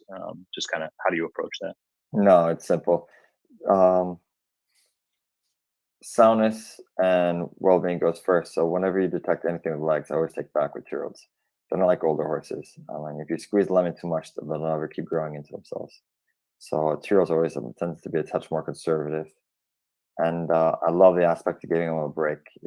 No matter what they do, even if they're sound, after being in training, between bone bruising, density challenging, the more you stress them, the more you give them a break, they come back in theory, better, sound, fresh horse. You could go on with them again. And plus, not even just the physical aspect, but there's also a mental aspect by doing it. So I'm a firm believer in giving him a break. She's a New York bred. We're closing our New York operation. She wasn't perfect in legs, just take back. She was perfectly sound, but you should always take back. It's the reason why we check legs ourselves. Being hands-on is to prevent issues from that. Saying, hey, we should slow her down, back her off now, compared to I've got an issue, we have XYZ injury, and I'm out for a while. That's the reason why we check legs, is prevent the second part take place. So I like the filly. You give her a break. You bring her back whenever she's ready. It's completely irrelevant how quickly she gets ready. She's already run once, so by having the race under her belt, she already knows everything. She knows gates, pony, race. She gets the holes. She gets it all. It's very quick. Once they've already had a race under the belt, you can get them back to the races a lot quicker than a horse who has not debuted. And she'll probably be with Emily at Kinsman Farm. She'll jog, she'll gallop, she'll start by working. And whenever she's ready, probably by mid-March, early March time, she'll ship back to New York, and then we kick on from there. But it's easier to get them ready for the races from Florida, A, weather, and B, being on private facilities, a lot quicker. We can get them to the races than being, for instance, in New York based in the wintertime. So I'm pleased with that. I'm pleased that we sent her to Florida, and I'm biased because I've always liked her from before she even ran. But there's plenty of good things to come with that filly. Well, between Kinsman and Payson, you obviously have two phenomenal facilities to get her ready at. So we're excited about that. And to your point, you guys have been extremely patient with younger horses, and I think to your credit, if you just look at the statistics of the Clement trained horses, not just the Adelphi horses, but in general, you guys get a lot more longevity out of your horses than some other trainers do, probably, due to that approach. And, certainly as owners, it's much appreciated. Horses are expensive investments for us, and, it's good to have them looked after in a way that can lead to long careers and, better chance to be successful at the track. So we appreciate that. Kind of probably a good transition to a couple of the other horses, some newly turned 3-year-olds that haven't debuted yet. The first one I think probably makes sense to talk about is Gotham Gray, because she's been down with you now for a little while at Payson. You had her in the summer at Saratoga, to the patient approach point. We kicked her out for the summer during the Saratoga season, just gave her a little time to grow up. It seems like she's come back and grown into a much better horse physically. And I think she's about 6 works in now, since she's been back. And, again, I know when you say good things about a horse in the morning that you mean it, because you're more critical than most. And, you said some nice stuff about her last work. So it seems like her last work was her best this past week. So I'm just kind of curious how she's doing, what your thoughts are on her, and kind of what the plan will be with her over the next month, or ready for her debut. Yeah, no, the filly's doing well at the moment. So I'm happy with her. She's very straightforward. She's done nothing wrong. She's perfectly sound. She's very easy to train. Her last work was her best work to date. I think she worked in 492 out like in 102 and change. That's a picture of her taken a while ago. Actually, I could recognize the Kinsman background. Yeah. No, I'm pleased with the filly. She looks well. And if she's a turf sprinter, do we run her once here in Florida and then stop on her and bring her back to New York when the turf season takes place in April time? I'd love to get her to the races. Or is she dirt and you run her once in New York? I'm not sure of that one right now, but she's not a long way away. Let's identify the surface. If she's dirt, we can ship her to New York, run, and then keep her there, type of thing, in the wintertime and go to races. And if she's turf, we run her once down here, and then we ship her up to New York to run the next time the turf season takes place there. So, but she's coming to hand very quickly. I'm happy with the filly, and she's showing more on her works now than she was in the summer and the fall, which is a good sign. Good. Moving on to, I guess, another gray, Magistrate. We've got 2 grays with you now down at Payson. Magistrate's a newly turned 3-year-old colt, completely different physical than the filly, big, rangy horse. Can you talk maybe just a little bit about, in general, how you bring along, sort of the more compact, precocious looking 2-year-olds versus the sort of bigger, sort of time will do them good, and distance is probably in their future type 2-year-olds? Yeah, it's very much what they're able to do. You want to squeeze a 2-year-old as much as they're willing to do without doing too much. So if they're supposed to be precocious, you strike when the iron's hot. If they're supposed to develop with time, you look after them. If they're completely backwards and they need all the time in the world, you look after them, especially carefully at the age of 2 and even beginning of the 3-year-old. and you wait them to grow into their friend. He would fit in the latter aspect in the sense that he needs all the time in the world. He's a beautiful horse. He's backwards in the sense of mentally and physically. He's developing. He's still growing. With me, he's growing all the time. Even now, he's still growing. He's not even in his shape yet. He's still growing into his shape. He's not quite, start putting the muscle tone around his final product because he's still growing. It's different in the sense that you want to strike as much as they're willing to do. He was not giving me the sense that you want to go on with him and be aggressive. He was still developing. He was still learning. His legs, they were still moving in the sense that every time you stressed it, he was a bit busy and a bit reactive. So you want to take back a little bit and see which way it goes. And there's other horses when you come, April time or May time with us, they say, kick on, I can do it all. And you just kick on and you beat very quickly. And you have to be careful also mentally and physically that they always correspond. A horse might be physically advanced, but mentally he's not there to do it. Or the horse is mentally advanced, but physically he's not there. He wants to do it faster, but he's not there physically yet to do it. So you have to gauge yourself. It's not an exact science. But he gave me all the signs that he wants to be later developing and that we won't have a good opinion on him until basically the spring of his through life because he's still growing into himself and he's still figuring everything out slowly. Whereas Gotham Gray, for instance, she was very good mentally. She was perfect mentally from day one. She came into hand very quickly. And I just thought her work, she plateaued a bit. And I thought she had more quality about her than the work she was showing, which it just shows you sometimes you have to give him a chance. We stopped on her, we gave her a break, we brought her back slowly, and now she's working very well. The other day she worked in 492. She outworked a good filly, or actually a good colt that my dad actually likes a lot. It's an Empire Maker that I like, which surprised me. And now she's doing well. You just have to let them develop in their own accord. And you can never judge a horse until you give them a fair opportunity to do so. Either they're mentally in the right place, state of mind, physically, are they at the right time of the year where you can stress them to have a good opinion on them? Are they on the right surface in order for you to gauge them properly? Horses change with time. They're not guaranteed. Even with us, middle school, high school, college sports, and then professional athletes, they all fluctuate throughout time. I'm not saying the best middle school is going to be the best high school is going to be the best college athlete. I mean, you might have one case of LeBron James, but a lot of times it fluctuates. Same with horses. So you have to give them be patient and look after them, and they tell you, they give you the signs of when you could go on with them and stress them or not. Miguel, I'm sorry, man. If I have a quick question, Miguel, my brother and I have a decent sized fractional ownership of a Magistrate Matt. And we're very happy, with that he's progressing. I know he's had a few minor, setbacks here and there because of his size and whatnot. When I saw you down at Gulfstream a few weeks ago, Miguel, you mentioned that he's been, jogging, working on the turf a little bit also. But you think that he probably will be a dirt horse, although we're not quite sure yet. Magistrate, I'm referring to. Yeah, I hope so. I would love to have a good dirt horse again. I haven't had a good one since maybe Tonus, to be completely honest with you.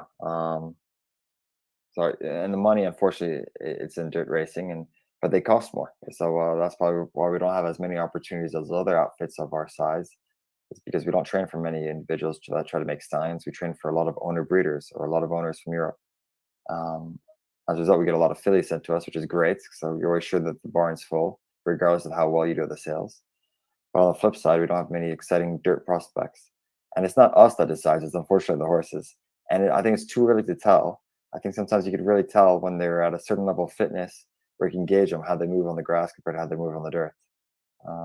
And it's their works. Once you get them to a half-mile fit, galloping at 5/8, then you quickly weave which one could go on with it on dirt and which ones are probably not their preferred surface. Every horse can run on dirt. The question is just how well they can run over it. So that's where you also have to compare and contrast which surface is better. And also sometimes, in terms of logistics, sometimes, as you saw in the fall in New York, we don't have the opportunity of turf, and we ran some on dirt, some ran poorly, and some actually handled it a bit better than we thought we would. So you always have to keep an open eye.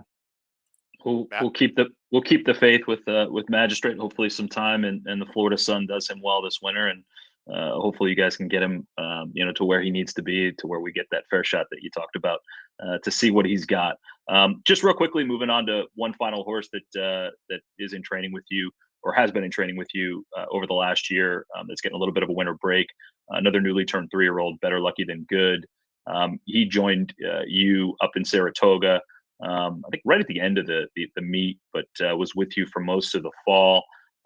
He seemed to be one that you liked quite a bit. You thought was working well. Although I guess in his last work, which you thought was a pretty good one, if I remember correctly, he kind of came out of it a little sore behind. And another example of being patient and just kind of doing right by the horse. You recommended that we give him a little bit of a winter break. We sent him over to In Front Training Center. He's just kind of been walking for the last 75 to 85 days, and I guess he'll get back under tack there in the next month or so, and then kind of kick on to rejoin your farm or your stable when you come back up north. Just talk a little bit about him, what you saw before we put him away for the winter, and what your thoughts are in general about him as we go into his 3-year-old year and he comes back into training. Yeah, he's a very good mover. I'm not sure if his preferred surface because he handles both surfaces quite efficiently. I liked him. He had a good work with me. The horse he's been working with actually debuted and ran well, so that's an encouraging sign for him. His last work was his best work to date. It was his gate work. I remember very well the work. It was a good work for him. I think the work came out as like 492 from the gates, but I think he worked a lot quicker than that. I couldn't deal with that. He did it very easily, to be honest. I'm not surprised. I always thought he's a good mover. He put 2 and 2 together. It was good work. He came back afterwards, jogging on the road, and I think he was moving as well as he should have behind. He wasn't lame per se, but he was stiffer than he should have been, and he was sore. I thought he was stiff and sore. And when they changed gates dramatically overnight, you always worry with 2-year-olds that you're dealing with maybe a stress fracture or something that's more severe than just the usual, stiffness or muscle stiffness. So it wasn't lame. Regardless of how many times I drugged him on the road, I did my lameness exam. I backed off of him. I jogged him for about a week. And after a week of jogging, I didn't think he was moving as well as he was previous to the work. So with 2-year-olds, you always have to look after them. When they give you the signs, horses are great. They're not like human athletes. Human athletes, if you want to play, it doesn't matter if you're in pain or not. You say you want to play, or horses are very straightforward. They have no reason to ever lie to you. So they don't feel 100%.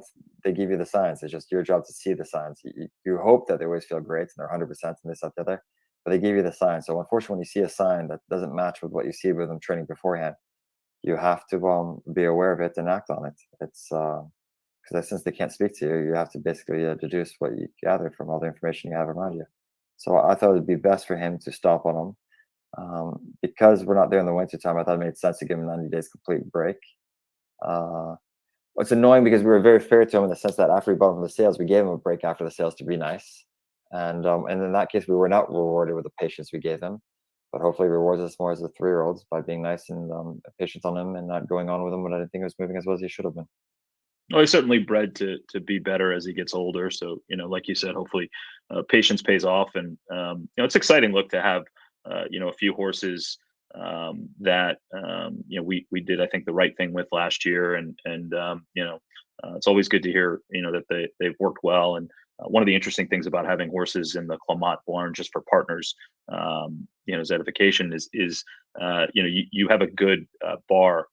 When you work horses, you work so many different horses together. You run so many different horses. You guys have a lot of 2-year-olds, so you can get a good gauge kind of on how horses are progressing. If they're talented or not. Whereas with some smaller barns, you don't necessarily get that, right? A smaller trainer might do a phenomenal job, but only have a few 2-year-olds, early season 3-year-olds, and so you have less of a barometer. So I always feel more confident when Miguel and Christoph give us feedback sort of on how horses are doing in relation to other horses in their barn, because they've got sort of a good sample size from that standpoint. Matt, just in the closing minute that we have here, did you want to touch on any of the yearlings that the Clement stable is working on right now? Yeah, Miguel, I thought we had a pretty good, yearlings buying season in a pretty challenging buyer's market this year. Certainly a seller's market. The yearling sales, we were able to buy a tonalist filly and an Arrogate Ridgeland with you guys at the Saratoga New York bred sale, and then we were able to get the Kitten's Joy colt, the full brother at a Sadler's Joy. At the Keeneland sale. Maybe just talk a little bit about those three, and I know it's a little early, but just your sort of initial assessments of them and what we can expect from them over the next couple months as sort of they progress towards joining your barn at some point in 2023. So the good news of the 3 babies is that no one did anything that would jeopardize their future racing career, which unfortunately can't always be said about all horses when you purchase them. They've been well behaved. They have no issues, and that's the good news. So the dream is very much alive for the three of them. The Kitten's Joy, I think his name is Robert. He's a foal to a Sally's Joy. The family has beaten us for years, so I'm delighted we could acquire it into this one. If he's anything like his siblings, the pedigree is massive. I think it's half to 4 black type horses. He's got that's him there. He's a beautiful colt. He's got the pedigree to be major. He's got the presence, the physique. He's exciting. He's one of my most exciting turf horses, to be honest with you, for next year. Is he turf? I would say most likely. Let's not kid ourselves. But I like them. There's a lot of quality about him. The breeders actually love them too, so they stayed in for us, and I'm excited about that. He's we ran against Sally's Joys for years, and many of the family we ran against all the time, and the dam produces a lot of good horses. So without doubt, you have to be excited. You got the Toneless filly. Toneless he's a deceptively good stallion. I know that he must be a good stallion because every breeder, and as well a lot of the agents, ask us about our breeding rights to the stallion. So when they're not doing so well, it goes quiet. And at the moment, I think we like 6 or 7 times sold over our breeding shares of the stallion. So he's doing well. I guess Country Grammar is very hot at the moment. The stats are sneaky good in the sense that he outproduces the mares he's been brought to. I'm excited enough. This one is a bit odd in the sense that it didn't look like a lot of the other Toneless that we train in the stables. This one picked more like from the mare side. I believe the mare is by Spitestown. She looked a lot more like a Spitestown than a Toneless. But I liked her. We picked her at Saratoga. I liked her. There's a lot of quality about it. I was pleased enough. And then the last one's an Arrogate, which we know the family from, because comes from one of the good Dick Leahy families, believe it or not. So we have a lot of the family members in there. And I thought he was very well bought. I was surprised we got him at the price, considering there was another Arrogate I liked a lot that sold. There's a sale topper that was bred by Dan Burke for I think $700,000 at the same sale. I was surprised we were able to afford him within that price range. Was it because he was a Wriggling that affected the price? I'm not sure, but I'm happy. He's strong. He's beautiful. He's a very good mover. He's one of my more exciting colts I have at the farm. If you ask Emily today, out of all her favorite horses at the farm, Emily, who works at Kinsman, she would, I think, without getting her in too much trouble, she would probably pick him, the last one, the Arrogate. I don't know what that means for all my others there, but at least, and I don't know what it means in terms of how accurate she is or not, but at least, he is her favorite at the early stage.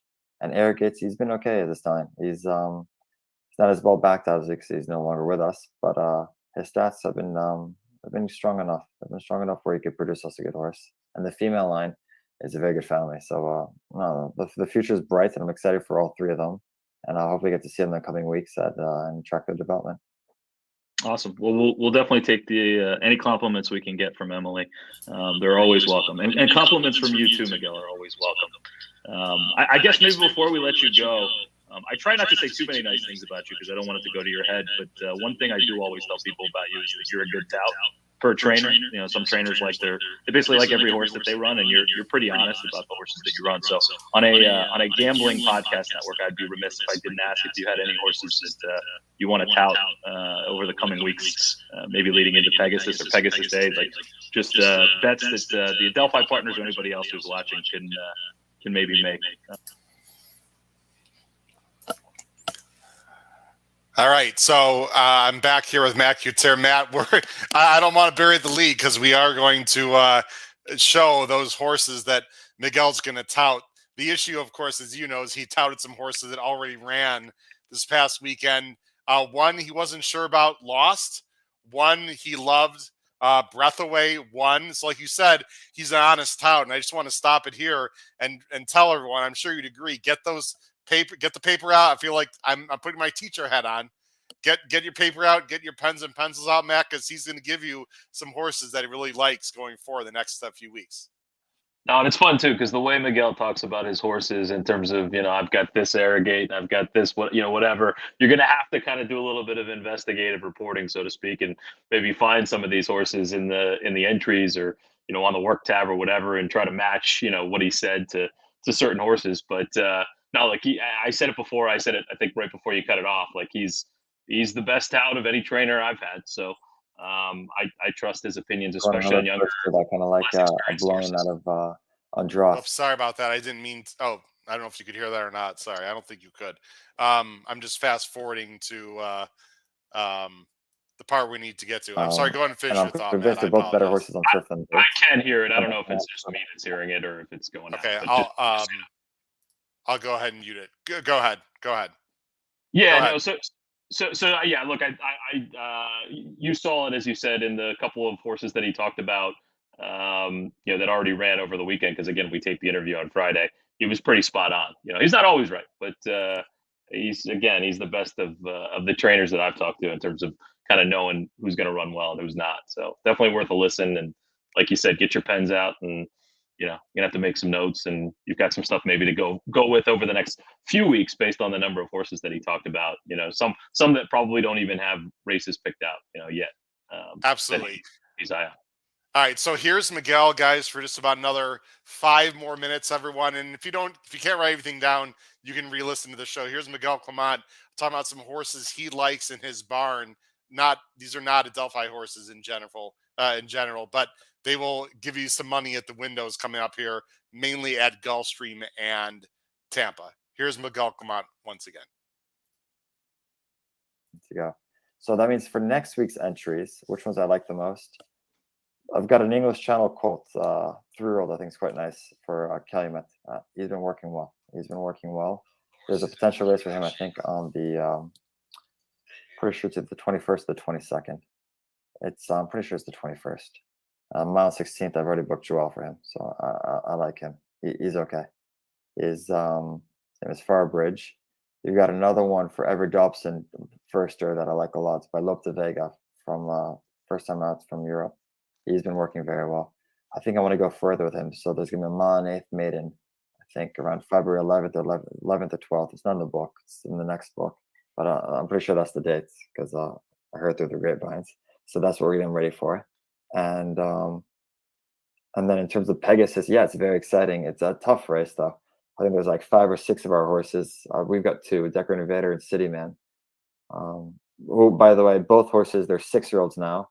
They've both been in the stable at 2. So that's the whole point of giving them a break every winter and looking after them. When they're not moving as well, you stop, you look after them. Who said that horses should be their best at the ages of 2 or 3? They could be. City Man was a very good 2-year-old. He won stakes for us as a 2-year-old. He actually won stakes on the dirt for us as a 2-year-old. And then he won stakes for us on as a 3-year-old. And then as a 4-year-old, he was very good for us last year, where he was nearly the New York Bred Sheriff champion. And then his last season as a 5-year-old was his best yet, where he won 5 stakes, including 3 grade stakes against Open Company. Horses improve, so why can't they be a better 5-year-old than 4-year-old? And who said he can't have a big 6-year-old? If he wins the Pegasus, I guess you would say his best year to date would be him running as a 6-year-old more than anything else, like Gufo. So it's very important that you look after the longevity of their careers. You do everything you can to maximize them in terms of their future. But if you ask me about 3 firsters, because I guess when horses are proven, we already know everything about them. Telling you I like City Man, that there's no secret. And I think we're running against some of the best turf horses in the country, so there's not much. City Man and Decker Invader, they're already exposed. So I guess the firsters would be what this betting podcast would be more appreciative about hearing. So for the betting audience, I think Mondego, Farbridge, and I also have a Justify I kind of like. Justified, I'm going to run him along on dirt, but he's been working well, called Champagne One. Those would be probably the 3 2-year-olds or 3-year-olds now, who we're going to debut in the next 2 or 3 weeks. Who've been actually working above average in the sense of our stable standard-wise. Well, I love. I'll give you one more. I'll give you one more. If this filly gets beat first, I already told Matt and Joe, don't call me, don't annoy me, because I'll be in a very foul mood. I've already told Acacia maybe to avoid me at all costs for the rest of the night. I got a 3-year-old filly I like a lot. It's called Love Appeals. She's by Spitestown. She's a homebred of Moigler, actually. We trained the family, and I've always liked her. Maybe I'm biased. Sometimes when you get attached to one and you have them under your care for a while, you're biased. I know you shouldn't say this. I guess parents shouldn't say this too. You have favorite children, I suppose. You're not supposed to be biased, but we all do without admitting it. But I'm slightly biased, but I like the filly a lot. She's quick. I think she's 5 furlongs turf, and every time I stress her, she takes it and she wants more and she goes for it. Stopped her Boudreaux setbacks, very minor, just health-wise. There's nothing else, just prevention, because we're being very cautious with the filly. But in the summer, I liked her a lot. She was probably one of my favorite two-year-olds, if not my favorite two-year-old. So she's getting closer to her debut now.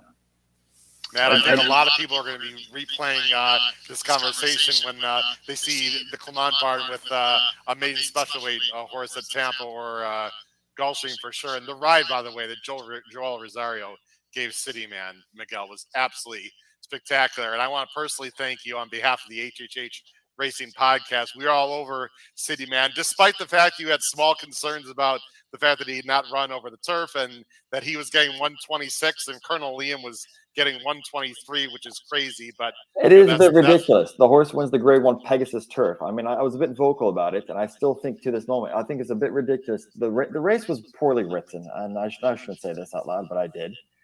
Decorated Invader was. We don't have to show this part. That's okay. Decorated Invader was on the AE. I still think that's like an atrocious crime when you had horses who were struggling in allowance races in the body of the race. Yeah.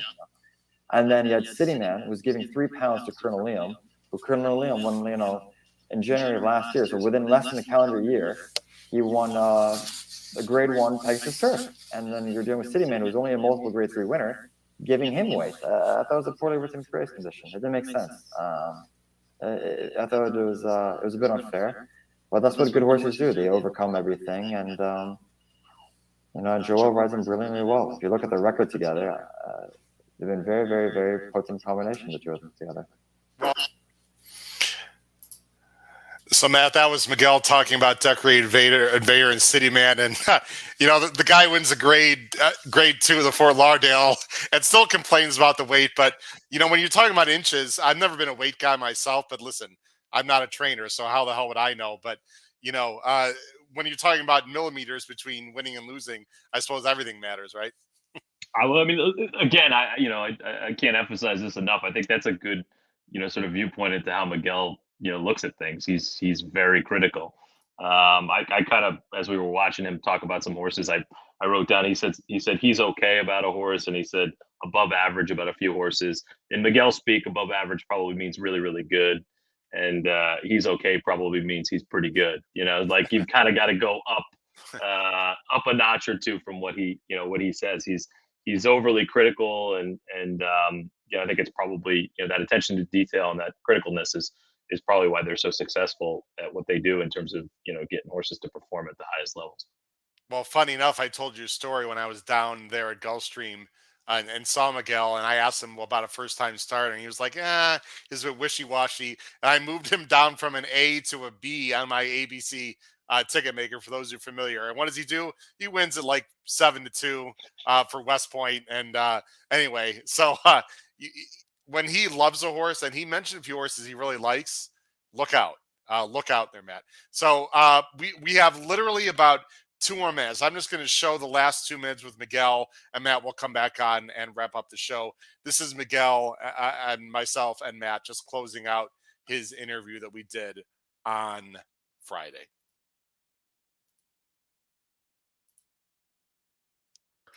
For Miguel, the Clement Stable, we are just so honored and privileged to have these, great horsemen as part of the partnership. Yeah, no, we really appreciate, Miguel, the partnership. I know all the partners that get to come out to the barn in the morning and hang out with you and see the horses train and all that sort of stuff. Appreciate the hospitality that you show everybody, and you guys are just class acts, and it's much appreciated. So thank you very much, and hopefully some more success in 2023. No, thank you very much. That's what racing all about. It's about to have fun and hopefully get lucky, and that's what racing is all about. To be honest. Great, Miguel. Thanks a lot. We really appreciate it. Take care. Good luck. Good luck in the coming weeks. Matt, I'll tell you what. Adelphi is blessed, truly, to have unbelievable horsemen, great trainers. Miguel's just another one, and they're fun guys too. Himself and Ray. Oh yeah, I mean, look, it's a great industry, right? I mean, this obviously from getting more involved over the last several years with your podcast, and then some of the ownership stuff. And I've hung out with you at some of the bigger events now, whether it's the Belmont Stakes or Pegasus or the Breeders' Cup or whatever.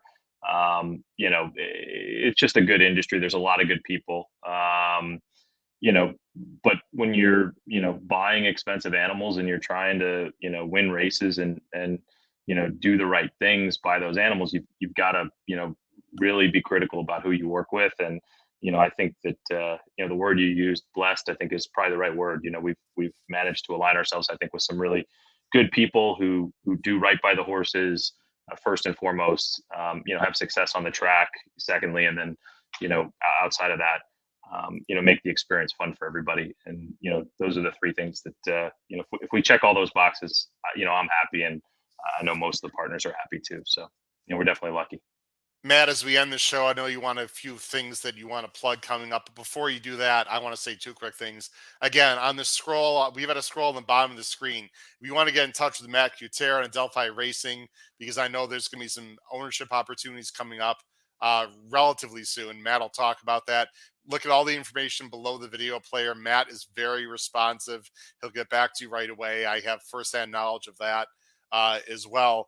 And also, I know that you wanted, in terms of going forward on this podcast, Matt and Adelphi Racing has re-upped a deal with us for sponsorship. So, Matt, on behalf of myself and definitely Pete Visco, Paul Halloran, my other co-hosts and people that work behind the scenes, which is a very small and select amount of people, we want to thank you, because most of our revenue comes from people like yourself and sponsorships and our tip sheet, because it's very hard to make money on YouTube just from views alone. So we all want to thank you for ringing up, and you're going to see a lot more advertisements here about Adelphi in 2023 on this podcast, and also some features as well.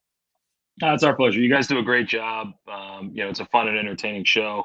I come here to get some tips from time to time when I need to try to put in a pick five ticket here or there. And you guys always have some good thoughts on horses, and so that's much appreciated. But we definitely are excited about continuing the partnership. Excited to have you involved in the in the horses, and we talked about several of them today. I think you got a lot of exciting stuff coming up on your own personal stable side of things, which I'm excited about as well. So onward and upward in 2023 for sure.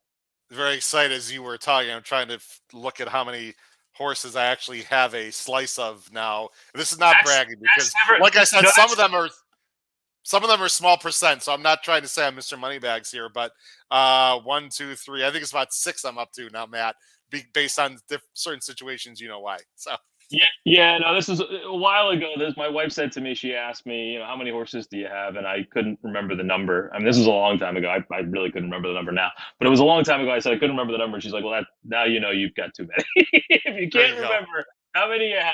But no, look, they're fun to collect, right? Absolutely. Matt, I know there's a few things you want to plug for the partners and other people as well as we wrap up the show here. Yeah, no, just a couple quick things. Number one, we actually just updated our website, kind of remodeled it, and we're relaunching it. It's live now. I'm going to send a note out to all the partners tomorrow. Just a lot of new stuff on the site. It's more updated. And I think a lot of the partners will be excited to know that we've added an ARC store, Adelphi Racing Club store, where you're going to be able to get merchandise, shirts, polos, quarter zips, things like that. There's a couple things available right now for free for partners only. I'll be sending out a note again on that tomorrow. Just excited about getting the website in a little bit better shape for 2023. It's a little bit of a New Year's resolution for me, so happy to have that launching early in 2023. Again, if you're a partner, all the details will come to you tomorrow via email, and you'll be able to check some of that stuff out. And then, the second thing is just, ironically, actually, between when we taped the interview with Miguel on Friday and when we're doing this show today, we've actually acquired 2 new horses that I'm going to be sending out for syndication and for partners to get involved with tomorrow and into early next week. One of them was a small interest, a private purchase in an unraced 3-year-old Into Mischief filly who's going to debut on Sunday. So for those of you that are on our email list, etc., you'll get a note about her tomorrow. We have very limited interest in this filly. We could only wrestle a small percentage away from the owners of her. This is a filly trained by Rob Falcone. I've seen her work a couple times. I've talked to several people around the racetrack, including our bloodstock agent, Joe Migliori, who's seen her work, and some other trainers actually beyond Rob who have commented on, how she's worked in the morning. You never know with these types, right? They haven't run before. So You got to see it in the afternoon, but she's definitely showing some ability in the morning. So I'm excited to see her debut on Sunday and hopefully get a couple of partners involved with her. Again, I'll put that out tomorrow. If you're just watching the races, she's going to hopefully run on Sunday in the Philly Maiden at Special Weight Open Company race. She's the Into Mischief with the giant white blaze. You can't miss her on the track. And we're excited to work with Rob Falcone. I think he's still our winningest trainer. We're 1-for-1 lifetime with Rob. The horse got claimed. We want to race at Santa Anita. So, Rob's batting 100% with us so far. So hopefully he can keep that up on Sunday. But I'm excited about this filly. And then we purchased another filly out of the Keeneland January sale. We mentioned that earlier. That's where Miguel is. There's a horses of all age sale right now going on at Keeneland in Lexington, and we purchased a filly. She's a turf filly. It's a little bit more of a riskier play, but we bought her for a very low price point, more of a high risk, high reward, but again at a low price point type of a play. She's a turf filly coming off of a little bit of an injury, but was cleared by a couple of our vets. We took some ultrasounds, kind of did some extra work there. We feel comfortable that she's got a good chance to come back. She's one of these types that if she comes back in good order and stays sound, she'll be an allowance filly. She's a New York bred. She was actually running competitively, finished second by a head and a neck in open company first level allowance races. So she was running out of condition last year because the previous trainer wanted to run her longer on the turf. We're going to bring her back, try to get her to be a New York bred allowance filly this spring and summer. She'll be trained by Christophe Clement. As I mentioned, she's coming off an injury, but she's ready to go back into training. So she shipped today down to Kinsman Farm. She'll get a week or two off there before the turf horses start back the early part of February. And then she'll go over to Payson to the Clement string, and hopefully, she stays sound and we can have some fun with her. So she'll be, for the partners that have gotten involved in a lot of different horses with us, she'll be more of like a value play, lower price point, a little bit more risk. We're always transparent here about kind of the horses. The angle here is a little bit more, risky from a soundness standpoint, but there's a lot of upside if she can, stay sound. And you'll see kind of why I'm kind of framing it that way when we send out the offering later this week or early next week. But we'll look for her obviously to race at the beginning of turf season. So we got a little bit of time. The other filly, hopefully we enter her tomorrow and run her on Sunday. So some immediate action as well for some partners. Very exciting. Well, listen, Matt, we really appreciate all your time. Let me grab this bottle of wine that you sent, and I'm waiting. You're probably waiting. Why isn't he cracked this open? I'm waiting for the next win. So those of you that are at home, raise your glasses, raise the bottles to Matt Cutair and the Adelphi Racing Club for a fantastic 2022, Matt. And here's a cheers to everyone, and here's to a very successful 2023. You want to say something there, Matt? Well, I was gonna say, hopefully we win on Sunday with this new filly, but you're involved in Gem Mint 10, who debuts on the 26th of January. So I'm hoping just selfishly that you're going to school on Friday morning a little bit hungover, and that thing's been cracked well, Thursday afternoon at some point. That might be a little bit of an issue, but I'll celebrate and make sure I go back to work sober. Matt, thanks again. Really appreciate it. We're going to leave you on screen here as I end the show. I want to thank everyone for joining us tonight. We had great viewership. For those of you that are not familiar with the podcast, we have our flagship shows on Thursday nights. We got a great show coming up this Thursday night, 8 p.m. Eastern, covering the Oak Lawn Late Pick 5 this Saturday. And I'd be remiss, Matt, brand new a show starting on the podcast on Wednesday nights, and starting tomorrow with one of our great young co-hosts, Kyle Roscoe. I'm sure you'll like the name of this show. It's called Bettin' and Boozin'. We got a young group that's going to be on, not only talking about horse racing, Matt, but also sports betting and some sports wagering. We want to mix that in to the podcast. So that show, Bettin' and Boozin', will premiere tomorrow as we're filming this, Wednesday nights, 9 p.m. Eastern, a little bit later because the kids stay up later. Old guys like us, we got to have our show a little bit earlier. For old guys like me, sorry, not like you. I was hoping I made the cutoff for the new show. I guess not. Well, listen, we love everyone to watch both shows. Matt, thanks a lot. This went great. Really appreciate it. For Matt Cutair, this has been host Howard Kravitz. It's been episode 5 of All About Adelphi. Thanks for watching, and good luck to the Adelphi Racing Club in 2023. Take care, everyone. Have a great night. Bye-bye.